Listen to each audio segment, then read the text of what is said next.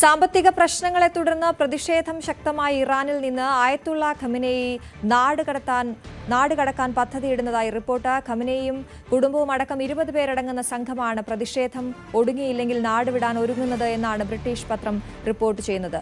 അഭിലാഷ് രാധാകൃഷ്ണൻ തുടരുന്നുണ്ട്. അഭിലാഷ്, എന്താണ് അവിടുത്തെ അവസ്ഥ? അശ്വതി, ഇറാനിൽ കഴിഞ്ഞ 9 ദിവസങ്ങൾ വലിയ ശക്തമായ രീതിയിലുള്ള പ്രക്ഷോഭങ്ങൾ നടക്കുന്ന സമയങ്ങളാണ് കണ്ടുവരുന്നത്.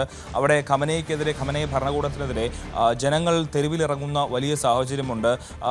അതിന് മാത്രമല്ല, ഈ പ്രതിഷേധക്കാർക്ക് അമേരിക്കയുടെ പരസ്യമായ പിന്തുണ കൂടി ലഭിച്ചിരിക്കുന്ന ഒരു സാഹചര്യം. അതുകൊണ്ട് തന്നെ ഈ പ്രക്ഷോഭം അങ്ങനെ കെട്ടടങ്ങില്ല എന്നുള്ളൊരു ഉറപ്പ് ഖമനേയ് ഭരണകൂടത്തിന് ലഭിച്ചു എന്ന് വേണം മനസ്സിലാക്കാൻ. അതുകൊണ്ട് തന്നെയാണ് ദ പ്ലാൻ ബി എന്ന് പേരിട്ടുകൊണ്ട് ഈ ഖമനേയും സംഘവും നാട് വിടാൻ ഒരുങ്ങുന്നു എന്നുള്ള റിപ്പോർട്ടുകൾ പുറത്തു വരുന്നത്.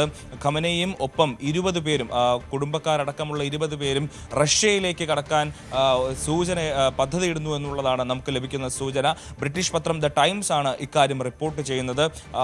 $95 ബില്യൺ ആസ്തിയുള്ള സാധനങ്ങളും അവിടുന്ന് കൊണ്ടുപോകാൻ, അതായത് ഒപ്പം നാട് കടക്കുന്നതിനൊപ്പം ഖമനേയും സംഘവും കൊണ്ടുപോകാൻ പദ്ധതിയിടുന്നുവെന്നും പത്രം റിപ്പോർട്ട് ചെയ്യുന്നുണ്ട്. ഇത് വലിയ നിർണായകമായ ഒരു വിവരമാണ് ഇപ്പോൾ പുറത്തു വരുന്നത്. കാരണം കഴിഞ്ഞ 2025-ൽ അമേരിക്കയും ഇസ്രായേലും ചേർന്ന് ഖമനേയെ വകവരുത്താനുള്ള ശ്രമങ്ങൾ നടത്തിയിരുന്നെങ്കിലും അന്ന് അതിന് സാധിക്കാതെ പോയി. അതിനുശേഷം ഇപ്പോൾ ജനങ്ങളെ മുൻനിർത്തിക്കൊണ്ടുള്ള ഒരു നീക്കം അമേരിക്ക നടത്തുന്നു എന്നുള്ള ആരോപണങ്ങൾ പുറത്തു വരുന്നു. പക്ഷേ അത് വിജയിക്കുന്നു എന്ന് വേണം മനസ്സിലാക്കാൻ. കാരണം കഴിഞ്ഞ 10 ദിവസങ്ങളായി ഇറാനിൽ വലിയ പ്രക്ഷോഭങ്ങളാണ് നടക്കുന്നത്.